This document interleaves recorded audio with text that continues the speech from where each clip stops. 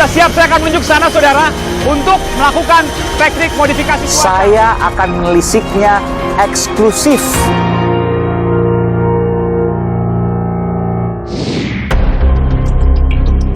Saudara, tugas besar di pundaknya menagih uang negara lebih dari 100 triliun rupiah bantuan likuiditas Bank Indonesia. Juga soal persiapan pemilu terbesar sepanjang sejarah Indonesia yang belum pernah dilakukan sebelumnya.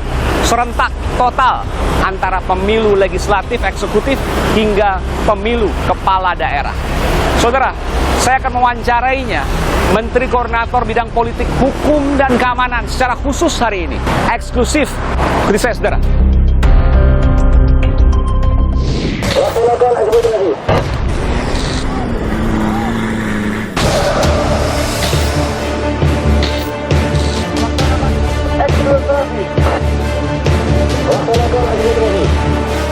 Pemerintah sekarang akan melakukan penagihan kepada semuanya.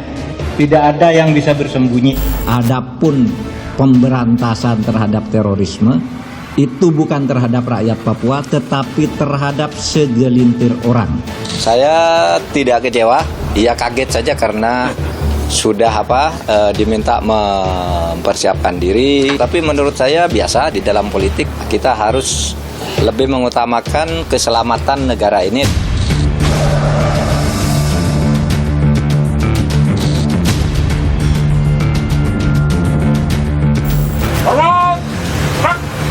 Baru saja tiba Menteri Koordinator Politik Bidang Hukum dan Keamanan, Menko Polhukam Mahfud MD.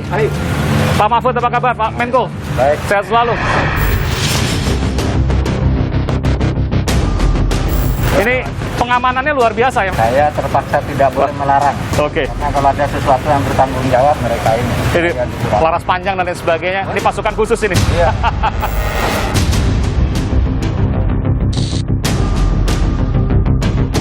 Kita mau kemana Pak Mahfud? Saya sekarang mau ke Paskas Angkatan Udara. Ada apa di sana? Saya ikut. Saya boleh ikut Pak Mahfud? Boleh.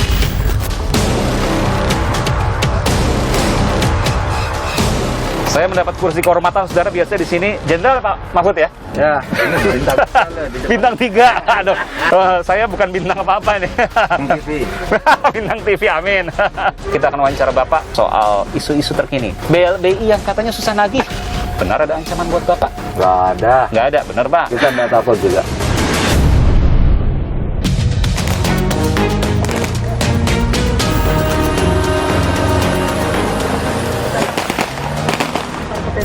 Saya tadi mendengar, sayang tidak terekam kamera, Pak Ses Menko Polhukam, Ya. Letnan Jenderal TNI Tri Suwardono, menyatakan bahwa ketika Bapak pertama kali masuk ke Menko Polhukam ini, Bapak pesan ke Pak Ses, tolong jangan carikan uang buat saya. Iya, Memang mafhum Pak, biasa seperti itu? iya kan banyak. Banyak. Ya, oke. Dan saudara, ya.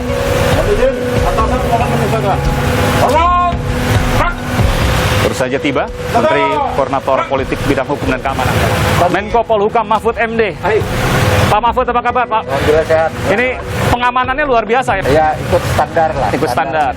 Meskipun saya tidak terbiasa begini, tapi saya terpaksa tidak boleh melarang. Oke. Karena kalau ada sesuatu yang bertanggung jawab, mereka ini. Iya, betul-betul. Ini laras panjang dan lain sebagainya. Ini pasukan khusus ini. Iya. Tapi ada yang berbeda. Menko Polhukam ini banyak pimpinan dari sejumlah jenderal, tapi tetap pakai sepatu kets. Presiden Jokowi aja tiap hari pakai. Oh, tiap hari pakai sepatu kets. Walaupun dasi, pakai jaket ya. Jadi Pak Mahfud ini 20 tahun lalu juga jadi pemimpin sejumlah jenderal juga, Menteri Pertahanan. Ya, dulu Menteri Pertahanan, sini kantornya. Sebelah. 20 tahun kemudian pindah ke sini. Sebelumnya sempat ke sana juga sih, Mahkamah Konstitusi. Jadi ketua Mahkamah Konstitusi lama dan legendaris juga karena ada kasus mafia peradilan waktu itu yang dibongkar. Kalau sekarang apalagi yang dibongkar? Nanti tunggu wawancara dengan saya Pak Mahfud ya. Ya. Kita mau kemana Pak Mahfud? Saya sekarang mau ke Paskas Angkatan Udara. Paskas Angkatan Udara, TNI Angkatan Udara. Ada apa di sana? Saya ikut, saya boleh ikut Pak Mahfud? Boleh ikut. Kita akan menuju saudara ke Monas ya untuk naik ke helikopter dan untuk langsung menuju ke wilayah Bogor, Jawa Barat Oke. untuk Paskas.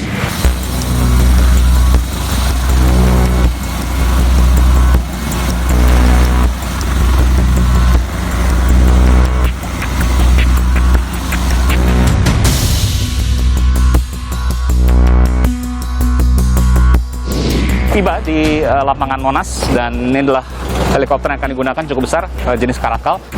Kita akan naik bersama saudara, bersama-sama dengan Pak Menko Polhukam dan sejumlah jajaran.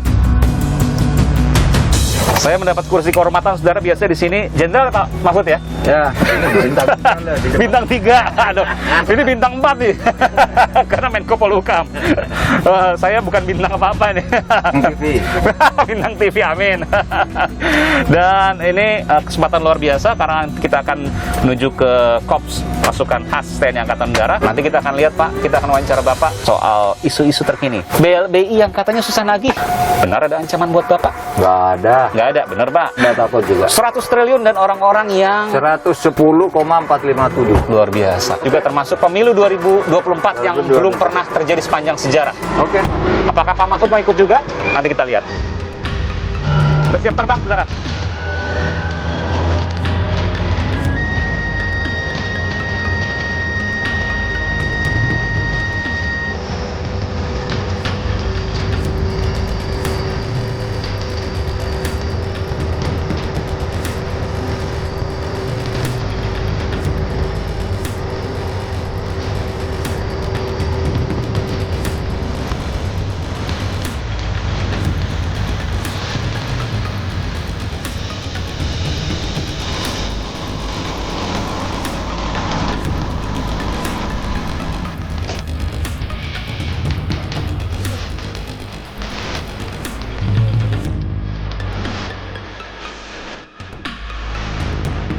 Dan setelah kita bertiba di Lanut Rumpin, Pangkalan Udara Rumpin, Bogor, Jawa Barat. Terima kasih. Dan ini ada sejumlah pejabat dari Korps Pas Khas TNI Angkatan Udara. Jadi,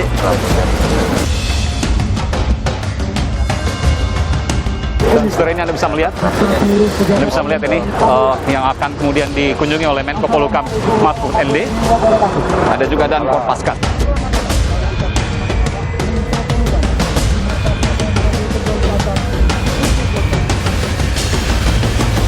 Dan saudara, kita berada di kendaraan khusus dengan Sertu Azhari. Dan ini memang kendaraan luar biasa saudara, yang diperuntukkan untuk perang kota. Ini saya baca ada gunshot display charging, jadi bisa mendeteksi ketika mobil ini ditarget peluru kendali, maka bisa dilakukan counter atau perlawanan balik. Dan ini tebal sekali ya.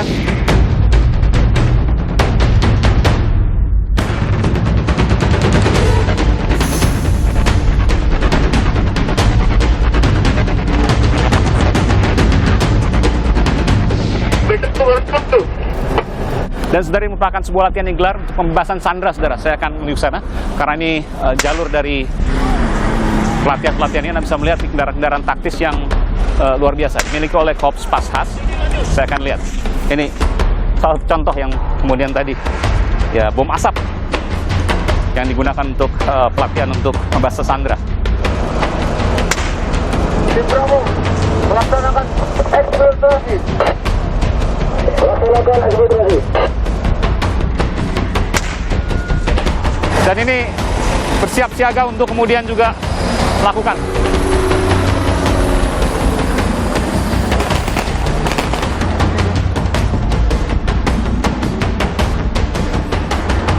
Sasaran terdidik dan terpilih sehingga dalam pelaksanaan tugasnya tetap menunjukkan seleksinya apa Pak? Dari keseluruhan Angkatan Udara itu. Namanya siapa? Siap, Ratu Iqbal. Ratu Iqbal. Siap. Siap. Dari mana Mas Iqbal? Siap, kasih. Saya bersama juga dengan Dankor Paskas, Marskal Muda Heris Widodo. Pak Dankor, apa kabar? Jenderal. Dan saudara, ini adalah pertunjukan dari Bravo 90, pasukan khas TNI Angkatan Udara.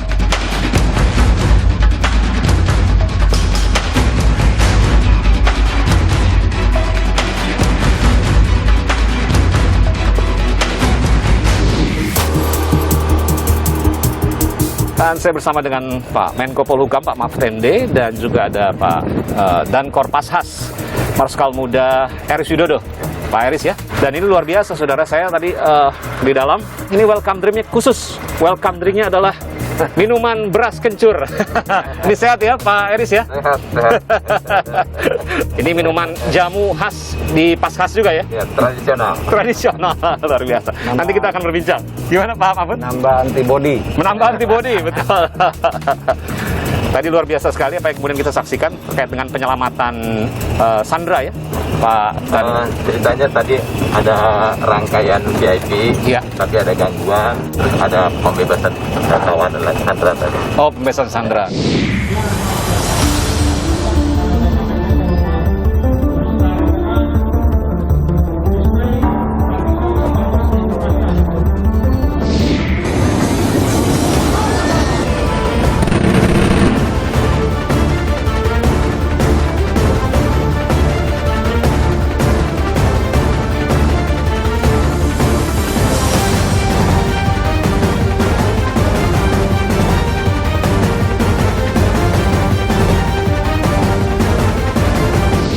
Kita masuk ke isu Papua, Pak, yang kemudian telah dikatakan bahwa KKB adalah organisasi terorisme. Betul ya, Pak? Saya tanyakan itu Ya. dulu. Termasuk juga Bapak tidak setuju ketika dikatakan bahwa KKB adalah saudara. Karena Bapak merevisi pernyataan dari salah seorang petinggi TNI soal itu. Ya, maksud saya KKB itu yang tidak bisa diajak dialog, yang lima itu tadi, ya sulit disebut saudara. Itu adalah teroris. Tapi saya katakan Papua itu adalah saudara. Papua saudara, KKB bukan. KKB dimanapun itu harus ditindak. Saya akan menelisiknya eksklusif. Saya akan menelisiknya eksklusif. Pemerintah sekarang akan melakukan penagihan kepada semuanya. Tidak ada yang bisa bersembunyi.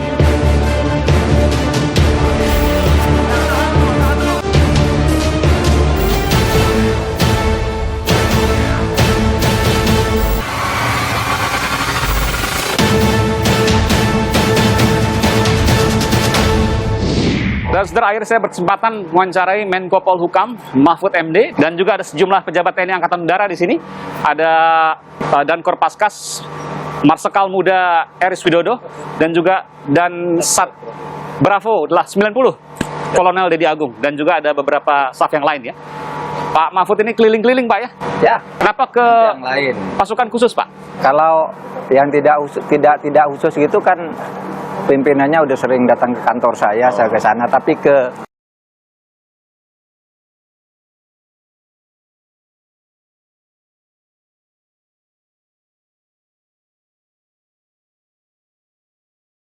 Biasanya kalau pejabat tinggi di pemerintahan berkunjung ke pasukan-pasukan khusus, ada yang genting. enggak juga, kalau saya rutin aja. Oh, rutin ini? Tidak ada yang genting. Tidak ada yang genting Pak ya? Termasuk rencana kemudian pelibatan TNI di terorisme Pak? Iya. Kait juga dengan keliling ini? Enggak, kalau itu udah selesai ya, terkait dalam rangka sosialisasinya saja. Intinya begini, terorisme itu adalah tindak pidana. Ya. Kalau tindak pidana menurut hukum dan undang-undang dasar kita itu adalah urusan polisi. Tetapi polisi itu punya apa yang disebut yurisdiksi, batas wilayah kekuasaan. Nah, ada teror-teror ke tempat kita itu yang yurisdiksinya tidak di Polri. Contohnya? Misalnya di kedutaan, itu kan bukan wilayah kita. Karena negara lain. Di kapal Ya. yang berbendera asing kan tidak bisa polisi, bukan yurisdiksi dia. Oh. Iya kan? Jadi hanya lingkup di wilayah NKRI, Itu ada tapi di luar objek tidak. vital. Ya. Sehingga lalu undang-undang kita mengatur, oh, kalau gitu TNI itu ada bagian-bagian tertentu yang beririsan dengan terorisme. Nah, oleh karena itu masalah hukum kok masuk ke TNI perlu diatur dengan Perpres. Nah, Perpresnya itu sekarang rancangannya sudah jadi, sudah disetujui, tinggal dirilis dan itu tidak mengubah status terorisme itu hukum. Tetap hukum pidana, tetapi ada hal-hal tertentu yang memang harus ditangani oleh TNI yang pada akhirnya akan menjadi hukum juga. Kita masuk ke isu Papua Pak, yang kemudian telah dikatakan bahwa KKB adalah organisasi terorisme. Betul ya Pak? Saya tanyakan itu dulu. Ya, tapi kita tidak menyebut terorisme Papua, kelompok kekerasan bersenjata yang dipimpin misalnya oleh Murib, oleh Lekaga. Kita sebut 5 orang nih. Ini yang nantang-nantang jelas. Ya, nah itu yang kita anggap. Termasuk juga Bapak tidak setuju ketika dikatakan bahwa KKB adalah saudara. Saya tekankan kepada seluruh anggota yang akan melaksanakan tugas, bahwa KKB itu bukan musuh kita, itu saudara-saudara kita yang belum paham ya tentang Negara Kesatuan Republik Indonesia. Oleh karenanya, jangan sedikit pun kalian berpikir untuk membunuh mereka. Ya, kecuali kalau sangat terpaksa, kalau mereka yang memulai. Karena Bapak merevisi pernyataan dari salah seorang petinggi TNI soal itu. Iya, maksud saya KKB itu yang tidak bisa diajak dialog, yang 5 itu tadi ya sulit disebut saudara, itu adalah teroris. Tapi saya katakan Papua itu adalah saudara. Kita akan terus mengutamakan dialog dalam rangka membangun Papua, sehingga tidak terkesan Papua tuh kok ribut terus sih. Sebenarnya enggak. Kita sudah memappingkan yang agak panas kan daerah tertentu saja dan orangnya itu saja. Jangan terlalu banyak buang energi ke situ sebenarnya. Oleh sebab itu kita membina Papua ya sebagai saudara kita. Papua saudara, KKB bukan? KKB bukan. KKB yang tidak bisa diajak dialog tidak bisa dianggap saudara. KKB dimanapun itu harus ditindak. Termasuk juga yang mengatakan seperti ini, Pak. Jangan-jangan khawatir nanti akan kembali ke dui fungsi ABRI. Bagaimana Bapak menjawab itu? Enggak. Kan sudah diatur semuanya. Jadi kita lalu jembatani dengan Perpres. Ini udah benar. Harus jelas di situ, lalu kemudian itu sedang digodok. Akan keluar kapan, Pak, kira-kira? Ya, dalam waktu dekat. Dalam waktu dekat. Oke, nanti kita akan tunggu sama-sama. Pak, dari sini kita akan kembali lagi, naik heli lagi untuk ke kantor Kemenko Polhukam. Terima kasih untuk Pak Dankor Paskas, Pak Dansat 90. Dan saudara, kita akan kembali ke helikopter untuk kemudian menuju ke kantor Kemenko Polhukam. Saya akan lanjutkan wawancara di sana terkait dengan isu-isu lainnya. Ada BLBI, 110 triliun rupiah lebih yang akan ditagih. Ada apa di baliknya? Lalu kemudian juga soal isu korupsi di Indonesia, dan juga ada sejumlah isu lain, termasuk persiapan pemilu 2024. Ikuti saya, saudara.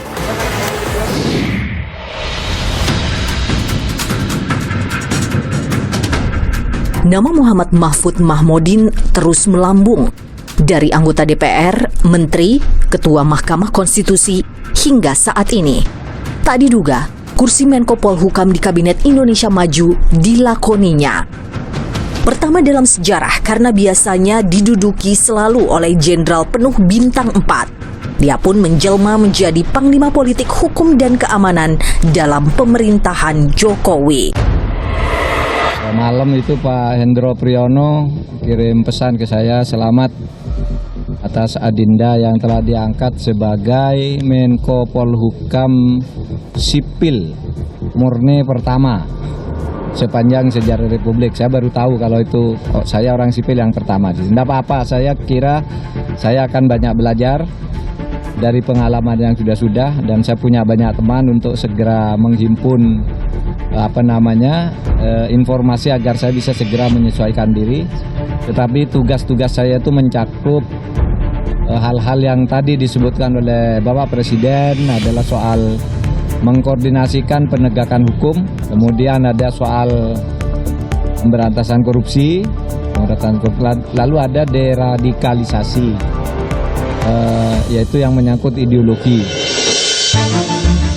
Sebelumnya, Mahfud hampir menjadi wakil Presiden Joko Widodo.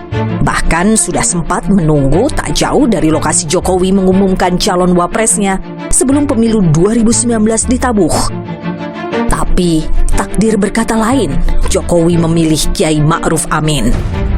Tak sempat menjadi istimewa, apakah Mahfud kecewa? Menurut saya itu sudah pilihan Pak Jokowi sesuai dengan wewenangnya dan pertimbangan politik yang matang sesuai dengan konfigurasinya. Saya tidak kecewa, ya kaget saja karena sudah diminta mempersiapkan diri, bahkan sudah agak detail, tapi menurut saya biasa di dalam politik itu tidak apa-apa. Kita harus lebih mengutamakan keselamatan negara ini daripada sekedar nama Mahfud atau nama Ma'ruf Amin atau nama siapa gitu ya. Sebagai Menko Polhukam, tanggung jawab besar ia genggam. Mulai dari skandal kasus bantuan likuiditas Bank Indonesia BLBI senilai 110 triliun rupiah, penunggaknya orang-orang besar, akan segera habis masa pada tahun depan. 110 triliun rupiah bisa melayang. Tak hanya BLBI, ada pula persiapan pemilu 2024 yang luar biasa. Menggabungkan pileg, pilpres, dan 500 lebih pilkada di tahun yang sama. Masih segar diingatan, pada pemilu 2019, sebanyak 894 petugas pemungutan suara meninggal karena kelelahan mengurus TPS. Bagaimana semua ini dijawab?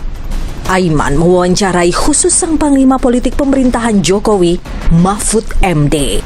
Eksklusif. Ketika Bapak pertama kali masuk ke Menko Polhukam ini, Bapak pesan ke Pak Ses, tolong jangan carikan uang buat saya. Iya. Memang mafhum Pak, biasa seperti itu? Kan banyak. Dompet yang, menterinya misalnya, saya harus katakan itu Pak? Iya, ada yang sampai ditangkap. Saya akan menelisiknya eksklusif. Saya akan menelisiknya eksklusif.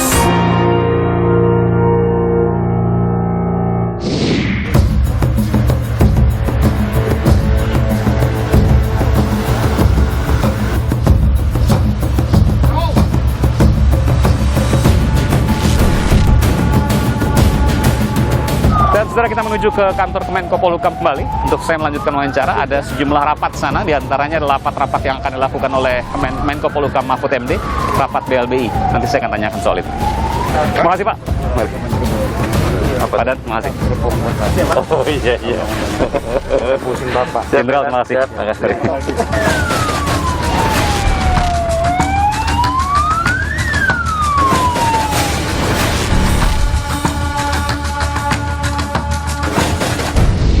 Dan saudara, saya kembali berkesempatan untuk mewawancarai Menko, Menteri Koordinator Bidang Politik, Hukum, dan Keamanan, Mahfud MD. Pak Mahfud, terima kasih Pak Mahfud.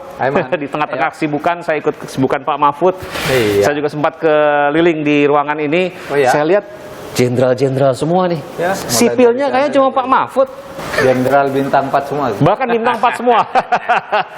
Nggak canggung Pak Mahfud? Oh enggak, dulu pertama canggung sih, tapi sekarang enggak, itu kan tidak substansi. Karena sebenarnya saya kan sudah pernah memimpin Menhan, betul, tahun 2000, 20 tahun lalu. Di situ saya punya bekal tentang bagaimana membedakan sipil dan bukan sipil itu. Saya mengkombinasikan keduanya. Bedanya menteri pada saat zaman Gus Dur dengan menteri Pak Jokowi? Kalau bagi saya sama aja. Sama aja? Gus Dur itu memberi kesempatan kepada saya untuk melakukan hubungan lintas kelompok. Nah, Pak Jokowi sama membiarkan saya itu berhubungan dengan kelompok yang oposisi, yang sangat oposan, termasuk dengan teman-teman juga. Contohnya siapa Pak? Rizal Ramli misalnya. Oke. Ini jarang-jarang loh yang mau jawab, biasanya adalah. Sekarang kalau Pak Mahfud jawab Rizal ini. Ramli saya dekat dengan Rizal Ramli. Misalnya lagi Haikal Hasan. Haikal Hasan ke rumah saya dan Nino Warisman misalnya masih sering bertanya, sering protes, sering apa gitu.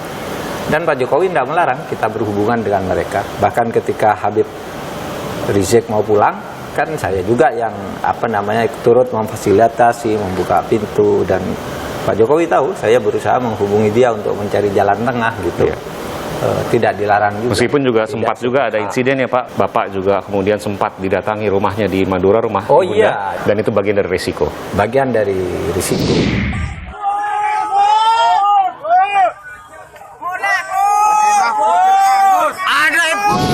Karena negara hukum, jadi ada kejelasan di situ. Iya. Termasuk juga negara hukum, saya ingin bicara soal satu ini Pak. Ya. Saya tadi mendengar, sayang tidak terekam kamera, Pak Ses Menko Polhukam, Ya. Letnan Jenderal TNI Tri Suwardono, menyatakan bahwa ketika Bapak pertama kali masuk ke Menko Polhukam ini, Bapak pesan ke Pak Ses, tolong jangan carikan uang buat saya. Iya. Memang mafhum Pak, biasa seperti itu. Ses, iya begini. Sekretaris. Kan banyak yang lebihan untuk puni-puni masuk ke dompet dompet pimpinannya. Iya, ada juga. Dompet menterinya misalnya. Saya harus katakan itu. Iya, ada yang sampai ditangkap. Ada dirjen kan katanya ini setoran untuk menteri. Bahkan ada seorang dirjen mundur dari satu kementerian. Kenapa mundur? Dia datang ke saya sebelum mundur. Pak, saya disuruh nyetor, suruh cari uang 40 miliar dari kedirjenan saya ini karena mengurusi perizinan apa gitu. Mundur ya, tapi diumumkannya dipecat, diberhentikan. Pada akhirnya terjadilah di kantor itu peristiwa itu. Kalau saya tanyakan, tentu Bapak tahu.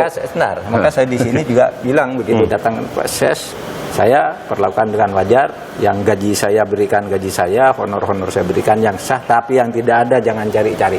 Gitu aja, biar semua selamat. Anda selamat, saya selamat, kan gitu. Dan di sini insya Allah aman ya Pak, karena tidak pernah ada kasus dan lain sebagainya. Saya usahakan lah, kita usahakan semuanya. Oke, Pak Mahfud, sejauh ini kita yakin anti korupsi, kemudian juga berjuang untuk anti korupsi, meskipun ada kabar sedih Pak. Kabar sedihnya adalah, ya kita tahu bahwa KPK lembaga independen. Ya. Dan Pak Mahfud bagaimanapun juga adalah menteri yang menaungi politik hukum dan keamanan termasuk juga KPK, meskipun tidak langsung eksekusi ke KPK. Ya. Trennya makin turun Pak, peringkatnya makin turun di mata publik. Komisi Pemberantasan Korupsi. Ya. Menurut saya turunnya apresiasi publik terhadap KPK itu bukan pada prestasi realnya. Artinya kalau dari substansi urusan, menurut saya prestasi KPK sekarang tidak beda dengan sebelumnya. Kenapa? Karena di Indonesia ini korupsi seperti kebun binatang. Kalau Anda tidak berani nangkap macan yang di situ, buaya yang di situ diambil, pasti dapat lah. Masalahnya KPK turun dari publik, itu kan karena peristiwa yang mendahului, bahwa dulu tidak rakyat atau publik tidak setuju perubahan undang-undang KPK. Itu dianggap upaya pelemahan KPK dan itu berkesan di hati publik, sehingga persepsinya apapun yang dilakukan meskipun sudah baik, lalu selalu dianggap buruk. Termasuk orang-orang dianggap menjadi tulang punggung pemberantasan korupsi harus keluar karenanya. Iya. Dan juga satu lagi ada salah satu pimpinan KPK yang kemudian disebut-sebut berkomunikasi dengan orang yang bermasalah. Orang bermasalah. Lalu prosesnya belum tuntas. Iya. Ya, sejak Gimana dulu, pandangan Bapak soal itu? Sejak dulu orang nakal itu di mana-mana selalu ada. Tapi dituntaskan Pak? Hah? Dituntaskan? Misalnya saya sebutkan saja salah satu pimpinan KPK yang sering disebut Lili Pintauli Iya, Siregar. Lili Pintauli, ya itu urusan KPK ya. Kan sekarang masih berlangsung. Iya. Masih berlangsung di pengadilan. Saya hanya ingin mengatakan begini, publik itu marah. Kenapa presiden itu tidak mengeluarkan perpu? Kan itu yang dulu atas revisi undang-undang KPK. ya. Nah, saya tahu masalahnya memang pada waktu itu pilihannya tidak mudah bagi presiden. Bahayanya kalau perpu dikeluarkan ternyata ditolak oleh DPR, padahal ini sudah terlanjur keluar. Proses keluarnya perpu sampai penolakan oleh DPR itu kan ada proses-proses hukum pidana korupsi. Ini bisa batal semua nih. Sudah terlanjur dihukum, terlanjur tersangka. Sehingga pilihan presiden pada waktu itu ya susah, ya sudah diuji aja ke Mahkamah Konstitusi kan gitu. Dan itu menurut saya rasional pertimbangan politiknya, bahwa kalau keluar perpu ditolak gimana. Bahwa kemudian ke MK, nah lain lagi. MK itu tugasnya tidak boleh membatalkan sesuatu yang jelek. Kalau tidak salah, kan ada kan? Seperti Aiman makan bakso dicampur es, itu jelek kan? Nggak ada orang, tapi kan tidak salah kalau Anda suka. Sama dengan undang-undang KPK itu. Ya begini undang-undang DPR. Ini kan tidak salah, cuma soal pilihan politik. Ini yang disebut open legal policy. Jadi efeknya memang Bapak akui bahwa memang dari revisi undang-undang KPK yang kemudian berujung pada peristiwa-peristiwa yang kemudian mendahului. Termasuk juga tadi ada anggapan tulang punggung pemberantasan korupsi kemudian juga harus keluar, meskipun ada alasan semua dari situ. Iya tentu. Pasti ada plus minusnya setiap saat. Bantuan likuiditas Bank Indonesia 110 triliun rupiah lebih. Jadi dipidana Pak yang nggak mau bayar, yang nunggak? Enggak, kalau yang nunggak itu kan perdata. Tetapi kalau yang menggelapkan data, gini deh. Anda dapat bantuan likuiditas Bank Indonesia. Oke, berapa? 3 triliun. Anda ngasih ke saya nih rumah, ini tanah, ini gitu. Nah, ketika ini belum dibalik nama atas negara, sudah dijual lagi, diwariskan, dipindah. Nah, ini kan atau suratnya yang diserahkan kita surat gelap, surat palsu. Nah, itu pidana nanti. Oke, jadi penggelapan masuknya. Sekarang sampai sekarang yang pidana belum. Iya. Ya, makanya kita panggil dulu satu. Nanti akan disebutkan Pak kalau memang mereka masih membandel. Iya, saya punya waktu sampai tahun 2023. Oke, tinggal dikit lagi nih. Jadi tahun 2022 tuh kita selesaikan dulu panggil satu persatu siapa yang kita identifikasi, siapa yang bermasalah, siapa yang tidak mau bayar, siapa yang bayar. Kita catat dulu 2023 tuh sudah masuk ke tindakan-tindakan hukum pidana bagi mereka yang bandel. Termasuk juga ada ancaman terkait BLBI, Pak, karena kita tahu bahwa ini adalah orang-orang yang punya uang banyak, punya kekuasaan besar zaman dulunya. Sementara siapa sih seorang Mahfud MD? Nggak ada ancaman. Nggak ada, Pak? Nggak ada. Bapak yakin dengan jawaban Bapak? Saya yakin tidak ada. Dan saya tidak takut juga. Ini kan jaringan yang saya atur gitu. Nggak ada gunanya dia ngancam saya, karena ngancam saya berhasil, di sini udah jalan, sekarang mesinnya udah bergerak. Saya sekarang menjadi semacam sekrup aja dari keseluruhan gerakan pemberantasan hutang BLBI ini. Dan kami kompak loh. Para menteri, ada 7 menteri kompak semua nih. Saya, Pak Erlangga, Pak Luhut, Bu Sri Mulyani, Menkumham, Jaksa Agung, Kapolri, Menteri Agraria, 8. Masa Udah kompak semua sih, Pak? Kompak. Nggak ada perbedaan pendapat, kan ada yang terkait dengan mungkin temannya, mungkin juga punya bisnis yang lain yang kemudian berkelindat. Ada seperti itu? Kita enggak pernah mempersoalkan, mendiskusikan nama orang per orang. Tetapi posisi hukum dari keseluruhan itu gimana? Tinggal ditagih saja, kan gitu. Oke. 2019 Pak Mahfud hampir jadi wakil presiden Pak Jokowi pada waktu Hampir. itu. Sudah nunggu ya, Pak? Bukan nunggu, dari panggil. Saya akan melisiknya eksklusif. Saya akan melisiknya eksklusif.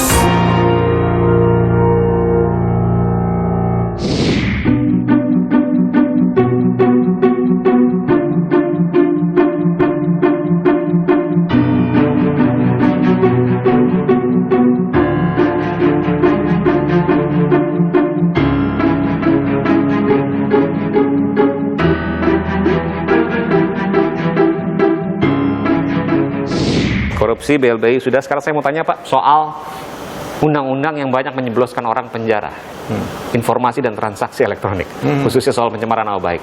Apa kabar revisinya, Pak? Disampaikan revisi, tapi sampai sekarang belum terdengar. Ya, ini Anda yang mendengar pertama kalau gitu. Oke, baik. Eksklusif nih, Pak. Ya, eksklusif. Tanggal 16 Desember, maaf. 16 Desember ini, Presiden sudah kirim surat ke DPR menyampaikan surat Presiden tentang revisi Undang-Undang ITE. Artinya, sudah termasuk cepat dalam sebuah undang-undang. Karena kita harus berdiskusi dengan publik juga. Itu dan sudah dilakukan ya, itu. mulai Februari sampai Juni itu tim kami berdiskusi dengan kelompok-kelompok Dewan Pers, jurnalis, dengan orang yang pernah menjadi korban Undang-Undang ITE, dengan perguruan tinggi. Kita aja bicara semua, kesimpulannya ini hasilnya. Nah, sekarang sudah diajukan ke DPR. Sebelum DPR mengesahkan itu, kita sudah punya SKB 3 menteri yang isinya sama, sehingga nanti kalau undang-undang sudah keluar ya lebih kuat karena undang-undang. Jadi kalau ditanyakan mungkin isi detailnya Bapak mungkin nggak hafal. Tapi apa yang berubah, Pak? Apakah hukumannya lebih ringan atau sama sekali mungkin hukumannya berbeda atau seperti apa? Tidak ada tindakan-tindakan yang dulunya, misalnya ya, Anda memfitnah, nah itu kan hukumannya ringan. Tetapi kalau menggunakan ITE kan hukumannya jadi 6 tahun. Betul, nah, bisa ditahan. Dijelaskan di situ bahwa kalau fitnah yang sifatnya perorangan, meskipun itu menggunakan ITE, ancamannya tetap menggunakan KUHP. Gitu satu. Jadi ringan. Yang kedua, upaya restoratif justice tetap diupayakan. Kalau mediasi dan lain sebagainya. Ya, kriterianya jelas. Kalau dulu kan ada laporan, kalau yang lapor temannya Mas Aiman diproses, kalau yang lapor teman saya tidak diproses. Nah, sekarang sudah dijelaskan, tidak boleh ada begitu, itu pasal karet namanya. Kalau yang pro saya jelaskan, kalau yang pro pemerintah cepat prosesnya, kalau yang kontra pemerintah nggak diproses. Nggak diproses. Itu ada kesan seperti itu. Itu kata orang, ada kesan seperti itu. Pak Jokowi nggak suka itu. Seakan-akan ini saya yang nyuruh, padahal kalau memang salah proses, kalau tidak usah gitu. Nah, lalu kepada saya perintahnya dipelajari undang-undangnya, substansinya. Kalau keliru diperbaiki, direvisi. Nah, revisi itu ketemu di situ. Ya, sekarang revisi itu sudah disampaikan ke DPR. Oke. Soal pemilu 2024, Pak. Kita ingat 2019 pada waktu itu ada banyak korban PPS yang kemudian meninggal, kelelahan dan lain sebagainya. 2024 bebannya jauh lebih luar biasa karena pilkada, pilpres dan pemilu legislatif semua digabungkan di 1 tahun yang sama meskipun berbeda bulan. Apa yang bisa Bapak bayangkan dari sini? Ya, itu ketentuan undang-undang, tidak bisa dihindari bahwa itu harus dilakukan. Mungkin yang tinggal perlu diubah nanti adalah teknisnya. Dan itu KPU toh nanti yang Betul. mengatur. Terus Bapak juga pasti berkoordinasi dengan Pasti, KPU, pasti. berkomunikasi untuk mencari jalan tengah karena bagian dari pemerintah. Bagaimanapun juga kesuksesan pemilu bukan kesuksesan KPU saja, tapi pemerintah yang sedang berkuasa saat ini. Pak Mahfud sendiri 2019 saya harus buka lagi lembaran catatan saya, Pak, dan saya sudah buka. Pak Mahfud hampir jadi wakil presiden Pak Jokowi pada waktu Hampir. itu. Dia sudah nunggu ya, Pak? Sudah nunggu, bukan nunggu, udah dipanggil. Sudah di wilayah yang sama, tapi kemudian takdir berkata lain, Pak. Itu tidak apa-apa. Kita harus lebih mengutamakan keselamatan negara ini daripada sekedar nama Mahfud atau nama Ma'ruf Amin atau nama siapa gitu ya. Nah, jadi kita terima ini sebagai keputusan, prosesnya sudah sangat konstitusional itu, ya biarkan saja dan kita dukung negara ini harus terus berjalan. Betul. Ya, politik begitu bisa terjadi belokan tiba-tiba. Tidak apa-apa, itu biasa aja. Selalu terjadi. Oke, selalu terjadi karena ya itu nggak ada yang bisa memprediksi kecuali Tuhan yang kemudian menentukan. Iya, betul. Tapi 2024 mau ketemu atau nggak ketemu lagi, Pak? Artinya masa sih seorang Mahfud MD 2024 nggak ikut ajang pemilihan, entah pilpres, entah walpres, atau entah yang lain? Sampai sekarang begini, kalau tahun 2019 saya itu bergairah. Sekarang ini saya enggak. Dulu kalau ada nama muncul gitu saya agak enggak suka. Masa gitu? Nah sekarang ini setiap nama muncul baru saya suka bertambah lagi kader bangsa. Oh, kalau dulu ada nama baru, masa sih? Apa iya? Tuh, dia apa lebihnya dari saya di hati gitu ya. Jujur. Iya dulu gitu. Tapi sekarang muncul nama Anies bagus juga, Puan bagus juga, Ganjar bagus juga. Artinya enggak punya rasa bahwa harus berbenturan, harus apa. Saya kerja aja lah, lihat aja tahun 2024 apa yang akan terjadi ya terjadi. Karena begini, saya punya pengalaman ketika saya ingin menjadi sesuatu itu tidak jadi. Ketika sedang tidak ingin menjadi sesuatu jadi. Jadi kalau saya tanyakan sekarang, Bapak mau nggak jadi capres atau cawapres? Mengalir saya. Dan saya tidak akan berusaha untuk itu. Maksud saya Bapak mengatakan bahwa tidak, saya tidak mau menyiapkan itu. Biar jadi, Pak. Itu kan dalil yang terjadi. Mengalir. Kalau Bapak. jadi itu mengalir. Oke. Jadi kalau saya tanyakan sebaliknya, apakah Bapak mau pensiun di 2024? Udahlah, ngomong cucu aja. Lihat jadi pengamat, jadi akademisi, Profesor Mahfud MD. Saya siap pensiun. Dan saya kira saya satu dari sangat sedikit orang yang secara terus-menerus 22 tahun itu ada di Jakarta, di Indonesia, di etalase perpolitikan nasional. Jadi menurut saya seumpama saya tahun 2024 pensiun, saya sudah bersyukur juga, sudah mengabdikan diri kepada Republik. Yakin ada niat itu, Pak? Dan insya Allah selamat. Iya, saya siap. Profesor Mahfud MD, Menteri Koordinator Bidang Politik, Hukum dan Keamanan Republik Indonesia 2019-2024. Terima kasih Pak Mahfud, sehat selalu dan lanjut di depan Bapak. Apa sekarang udah boleh salaman. Udah boleh sekarang ya. Tapi nanti pakai disinfektan lagi. Siap. Oke. Baik. Terima kasih Pak Mahfud, sehat selalu. Terima kasih Aiman. Pemerintah sekarang akan melakukan penagihan kepada semuanya. Tidak ada yang bisa bersembunyi.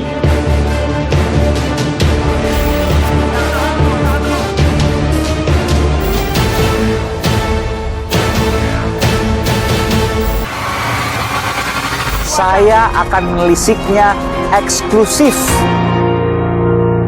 Saya akan menelisiknya eksklusif.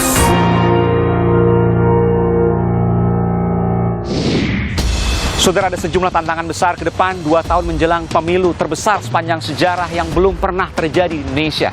Akankah gonjang-ganjing itu ada? Bagaimana mengatasinya? Tentu ini menjadi pertanyaan kita semua. Saudara, apa saja yang menjadi tantangan ke depan? Berikut informasinya. Pemerintah sekarang akan melakukan penagihan kepada semuanya. Tidak ada yang bisa bersembunyi.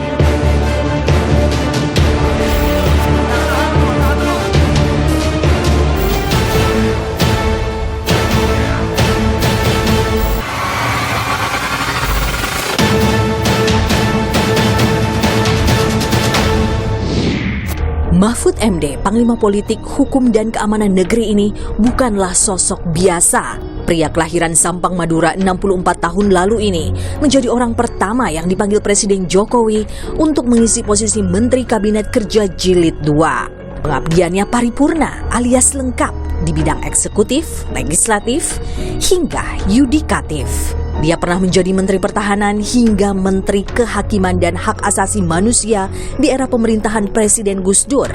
Lepas dari pemerintahan, Mahfud kemudian menjadi anggota DPR RI periode 2004 hingga 2009 dari Partai Kebangkitan Bangsa. Namun, ia melepas posisi tersebut ketika resmi terpilih menjadi Ketua Mahkamah Konstitusi pada 2008. Pada pemilu 2019, Mahfud nyaris menjadi wakil presiden. Namun, takdir berkata lain. Kini ia memegang kendali permasalahan politik, hukum, dan keamanan di pemerintahan Presiden Jokowi. Uniknya, Mahfud merupakan orang sipil pertama yang menduduki kursi menteri ini. Sebelumnya selalu Jenderal Bintang 4 penuh, Wiranto, Luhut Panjaitan, hingga Presiden ke-6 Susilo Bambang Yudhoyono yang menduduki kursi menteri utama ini. Bukan tanpa beban, ada sejumlah pekerjaan yang harus diselesaikan. Skandal BLBI yang segera kedaluarsa tahun depan, negara akan hilang ratusan triliun jika tidak ditagih. Ada pula pemilu terbesar sepanjang sejarah dunia, pemungutan suara terbanyak dan dilakukan dalam 1 tahun. Akankah tak lagi memunculkan korban jiwa? Peneliti soal pemilu punya pendapat lain. Pilkada digeser ke 2 tahun selanjutnya 2026. Pada rapat dengar pendapat yang lalu antara Komisi 2 DPR, penyelenggara pemilu dan pemerintah, sebetulnya ada semangat untuk membuat penyelenggaraan pemilu ini menjadi lebih sederhana, tahapannya menjadi lebih efisien dan efektif. Kalau itu dilakukan, penyederhanaan waktu ini dilakukan, maka potensi himpitan tahapan tidak akan terlalu memberikan kompleksitas tersendiri begitu. Nah, kecuali di tahun 2024 tidak dipaksakan ada pilkada di tahun yang sama. Sebetulnya kalau mau diselenggarakan di bulan April tidak masalah sepanjang pilkadanya tidak di tahun yang sama. Pilkadanya digeser ke tahun 2026. Tetapi aturan kesepakatan telah diputuskan. Pemilu dan pilkada digelar di tahun yang sama, 2024. Menarik untuk dicermati langkah kuda sang menteri yang seringkali tak terbaca dan di luar kebiasaan. Saudara, pro dan kontra atas munculnya pernyataan adalah hal biasa, tapi menunjukkan kinerja yang tulus dengan dasar niat baik, itulah yang akan ternilai dari publik. Tapi satu, kita semua punya cita-cita yang sama, Indonesia yang adil, makmur. Konsistensi dan integritas menjadi harga mati untuk terus dijaga dan juga terus diawasi. Saudara, saya Aiman Wicaksono. Salam.